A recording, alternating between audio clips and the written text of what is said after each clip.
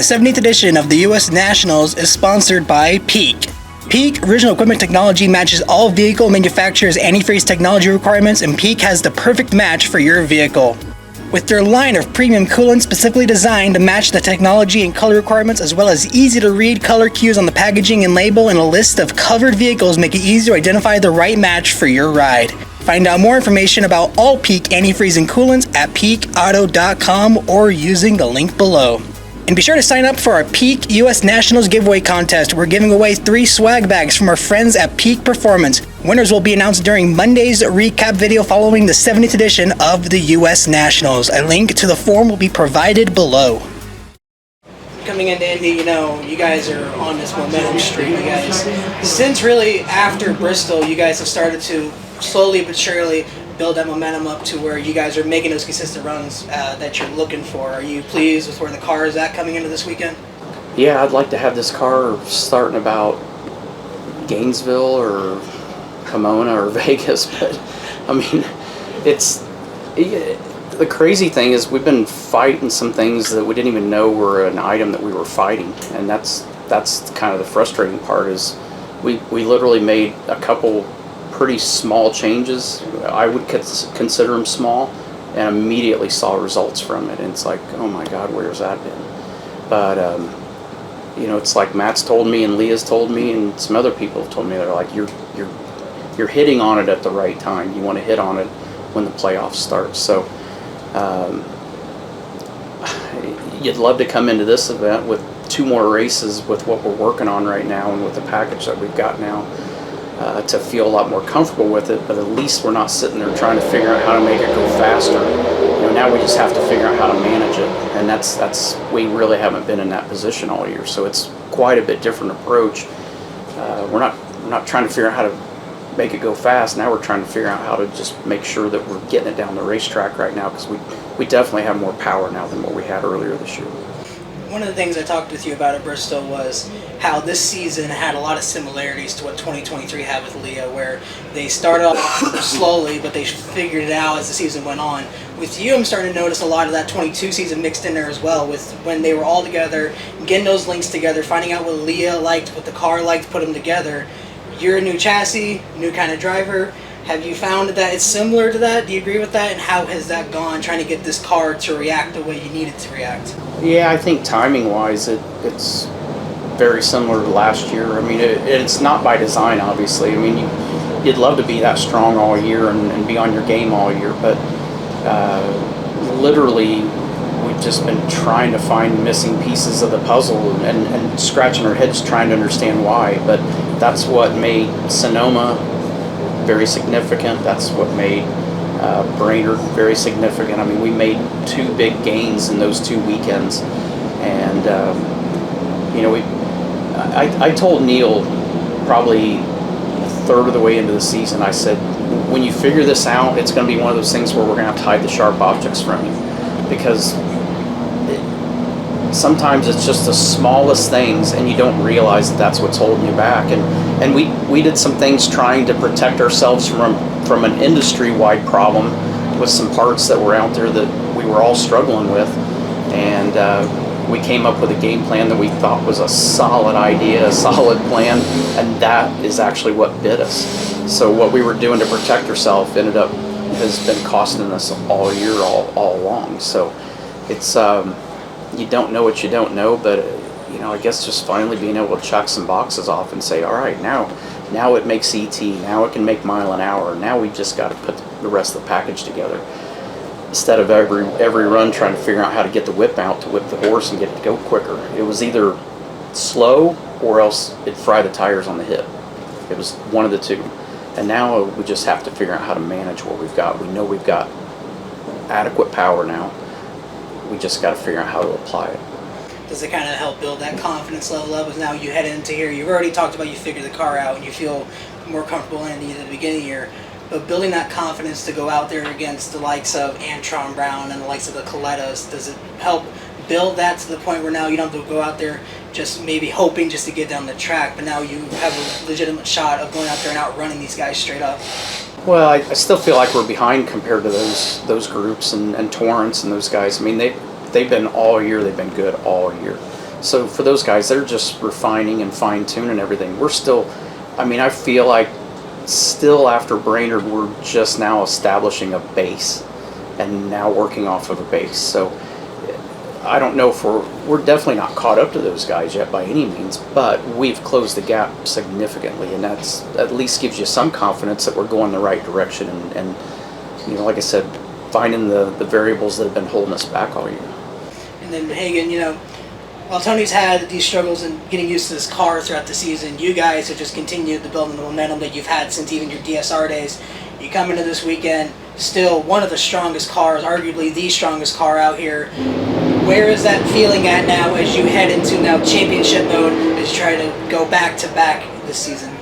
Yeah, I mean, I think obviously you got to believe in your crew, your guys, and everything, the parts and pieces that are around you, you know, and know that we've been together for over 13 years now, and you know, you take that into good weekends and bad weekends. You know, I always say that you're one run away from everything changing, right? Like, it just takes one run to change your whole weekend. You know, a good run has got a good baseline to run off of and crew chief stuff to work off of, and I think that's honestly where we've been missing it for the majority of the season. We used to come out on Friday and just, you know, that roll off the trailer, have that hit, and then be in the back of the pack for, you know, that Friday night run, you know, that kind of stuff. And I think we've been missing that first run, and I think then you were kind of behind the 8 ball the whole time, and that's, I think, why our qualifying position has been so poor this year.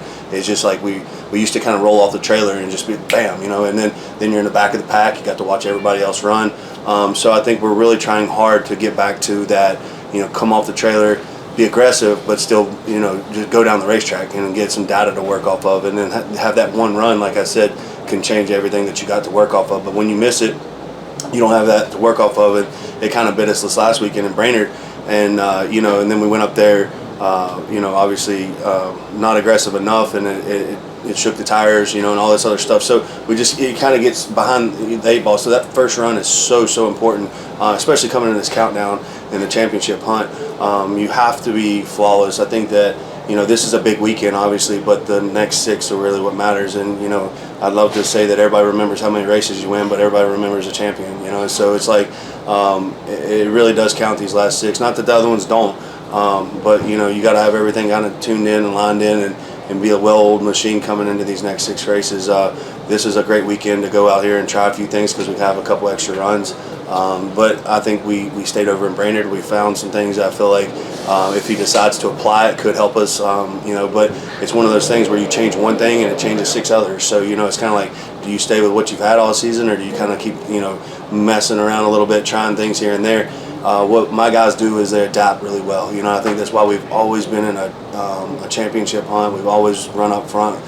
You'll see a lot of guys that'll come in for a year or two and they'll kill it, and then they fade off. You know what I mean? We've seen that time and time again. One thing about Dickie and Newt, they're very good at adaptability. They change when clutch discs change. They change with different, you know, parts and pieces. That we move through so many parts and pieces out here, and those guys do a good job changing with the parts and pieces and keeping a great baseline and a good race car underneath me. So I'm very confident. I mean, we're, like I said, you know, our qualifying's been tough, but it's made us tougher because we've had to really dig up through some hard cars every race weekend. So my first round most Sundays are like should be a final round or a semifinal round, you know. But I feel like that makes us dig, you know what I mean? It makes us, you know, you don't go up there just kind of half cocked and just wanting to go down the racetrack. You go up there going like, well, we got to go to work, we got to go swing for it, you know. So for me, I feel like even though we struggle a little bit in qualifying this year, it's made us better because we have to go up there with a game plan round 1 through round 4, you know what I mean? So I think it makes you dig. It makes me dig as a driver because a lot of times I'm seeing round 1, you know, a guy that cut a 50 light on you, you know what I mean? So it's just, you have to go up there, no different than my crew chief, you know. So I think that, all that being said, we've had to work for everything that we've had this year, so there's going to be no different than we're going to have to work the next 6 races too, you know. So I'm confident in my guys. The stuff, that the parts and pieces that Tony puts around us, you know, all of it's there. It's just a matter of us doing our job, you know what I mean, and really going out there and making good decisions on the racetrack, and me doing a good job driving the race car. So, you know, none of this stuff is easy. No one's going to give you a round. No one's going to give you a race, you know what I mean? And sometimes I think the best advice I ever got was, you know, don't chase it away from yourself. Let it come to you, you know. And I was a prime example of that last weekend. I kind of chased it away from myself. You know, I was up there, keyed up. I wanted it bad. We hadn't been in a final in a minute. And I was like, we're going to win this one, you know what I mean? And I was just amped up, and I did too much, right? Like, you know, instead of just letting it come to me. So I have to remind myself that a lot of times. It's like, you can want it as bad as you want, but it's got to be your time, and you got to let it come to you, you know what I mean? And that's, like I said, that's some of the best advice I ever got before I ever won my first championship. And so sometimes it's you got to remind yourself of that stuff, you know? You talked about, you know, the main focus being on winning this championship, but when you come to a weekend like this, where it's the 70th edition of the U.S. Nationals, the biggest race of the year, you know, people may not win a championship, but if you win Indy, everybody remembers your name. You've won this before. How do you peel back that adrenaline, like you said, and not get too ahead of yourself, but still desiring to win this race while also balancing it out, trying not to lose a shot at a championship as you get closer to those final 6? Yeah, I think for me, it's just a rhythm, right? You get in a rhythm up there, even though like on Sunday you only got 4 rounds, but it's like you just kind of get in a flow and you're doing your thing, and it just kind of falls into place. And you know, and so I don't even think that. For me, I don't think about it. You know what I mean? Like, it just, I know that's people go like, what do you mean you don't think about it? But I just go up there and I know the job I got to do, and that's what I do. Is I just go up there.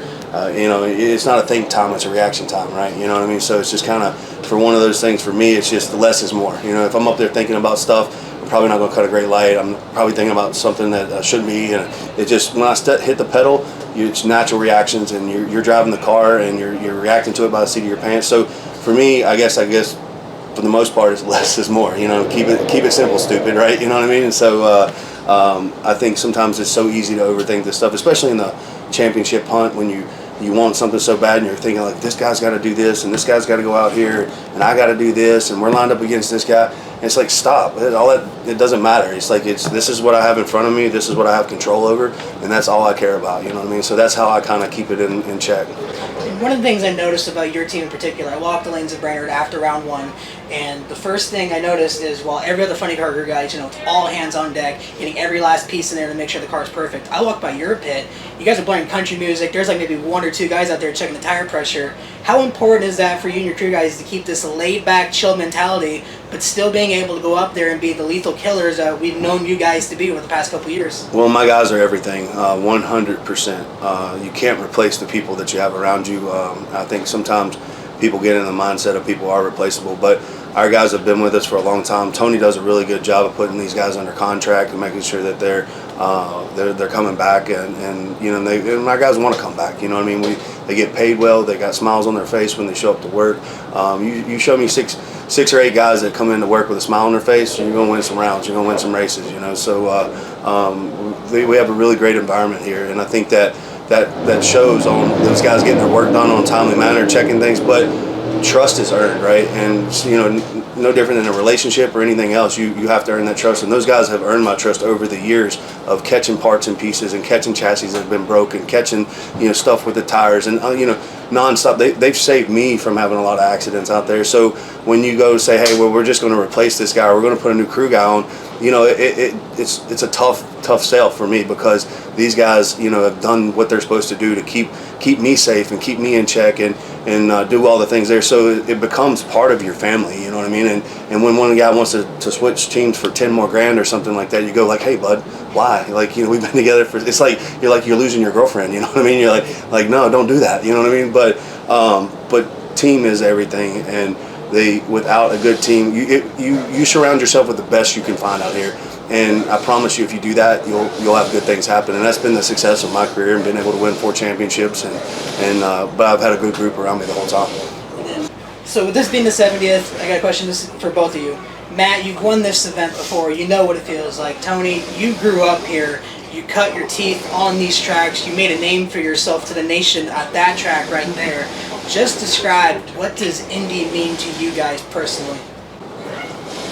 Go for it. Go ahead. Okay. Indy is the big goat, man. Like, you know, no one wants to check out of their career or what they've done without winning Indy. You know what I mean? So I've been fortunate to check that off my box, but it's been a long time, man. It feels like it's been a long time. So it's time to, you know, and it's funny because Caps, he was like, this track will let you know when it's your time to win. You know what I mean? That's just the way it is, you know. So you got to pay your dues and show up and work hard, and when it's your turn, you know. Yeah, I think for me, it's goes back to the first question of you can try to act like it's just another race, but it's not. It's the biggest race of the year. It's a home race, so family that doesn't get a chance to travel and go see us race, friends that don't ever get to go see us race, are here this weekend. So you can't treat it as much as you want to treat it like another race. You just can't. It's just physically and emotionally impossible to do that. So it's just about, literally for me, taking it one run at a time. I mean, starting tonight, 2 runs tomorrow, 2 runs Sunday, and then get ready for Monday. So it's you can get as worked up, and like Matt says, I mean, being home and having the chance to be home until we had to come up on Wednesday, I got to do little or nothing, and which is exactly what I wanted to do, because the rest of the week is everything.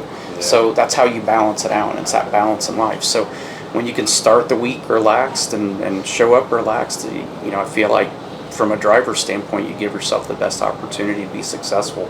But it's like Matt says, when we get dressed and we get in those cars, you got to flip the switch and turn on, and you got to turn on the mode of, you got to do everything right, and you got to be fast at it, and you got to be ready. So, there's that calm before the storm, but we're at the storm now.